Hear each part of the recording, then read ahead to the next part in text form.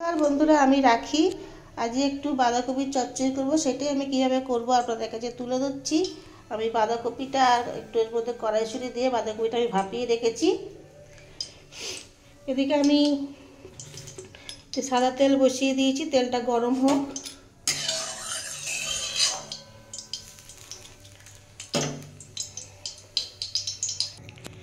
দেখুন বন্ধুরা আমার তেলটা গরম হয়ে গেছে। আমি এর মধ্যে একটু শুকনো লঙ্কা, তেজপাতা আর একটু সাদা জিরে ফোড়ন দেবো।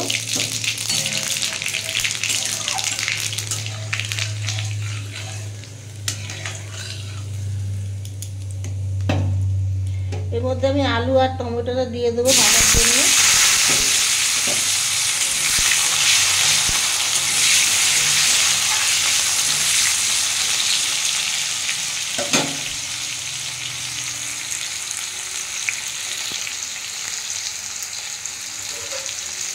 আমি এটা 5 মিনিটের জন্য চাপা দিয়ে দেবো।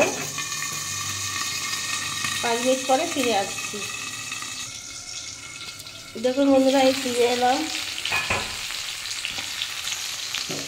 আমার আলুটা আর টমেটোটা একদম ভাজা হয়ে গেছে।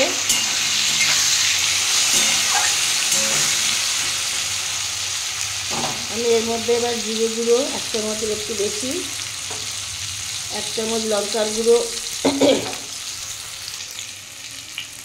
পরিমাণ মতো হলুদ সব দিয়ে বন্ধুরা এটা ভালো করে একটু কষিয়ে নেব।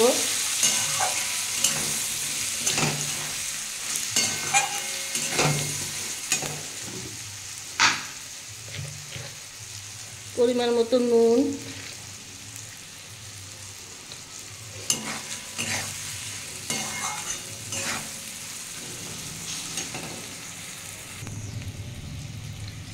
সামান্য একটু চিনি,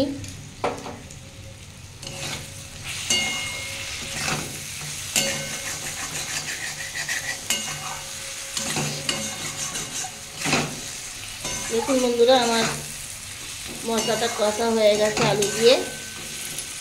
আমি এবার যে বাঁধাকপিটা আর কড়াইশুঁড়িটা ভাপিয়ে রেখেছিলাম ওটা দিয়ে দেবো।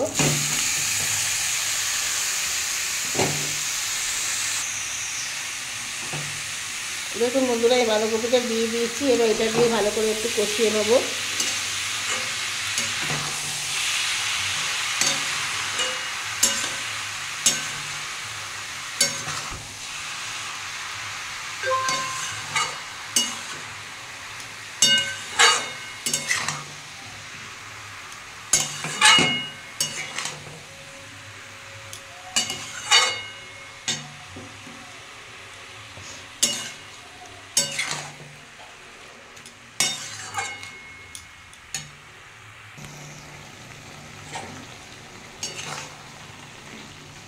দেখুন বন্ধুরা এটা আমার কষানো হয়ে গেছে।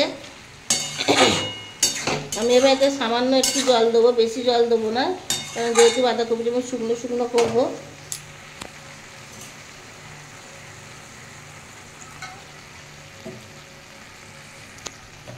দেখুন বন্ধুরা আমি একটুখানি সামান্য জল দিলাম।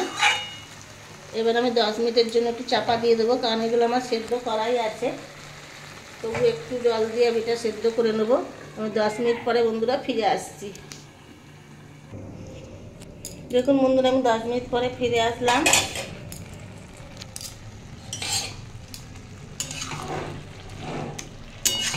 দেখুন এটা আমার পুরো সেদ্ধ হয়ে গেছে।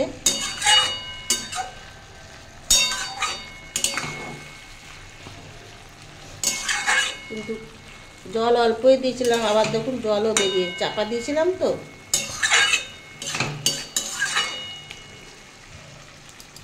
এই জলটা পুরো শুকিয়ে নিতে হবে বন্ধুরা। জল মনে হয় না দিলেই ভালো হতো, তো যাই হোক অল্প জল দিয়েছিলাম। আমি গ্যাসের ফ্লেমটা একটু বাড়িয়ে দিয়ে আমি জলটা শুকিয়ে নেবো।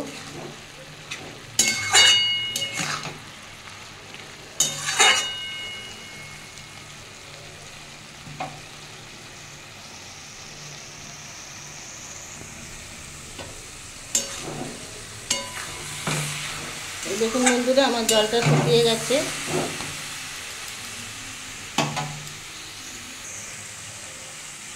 আমি এর মধ্যে একটু গরম মশলা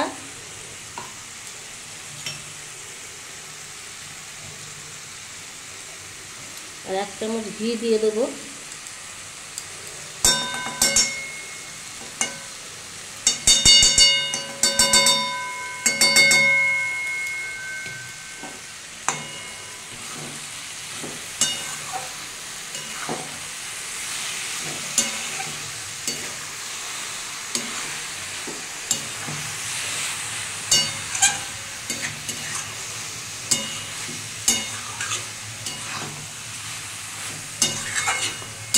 বন্ধুরা একটু ভালো করে নেড়ে দিলাম।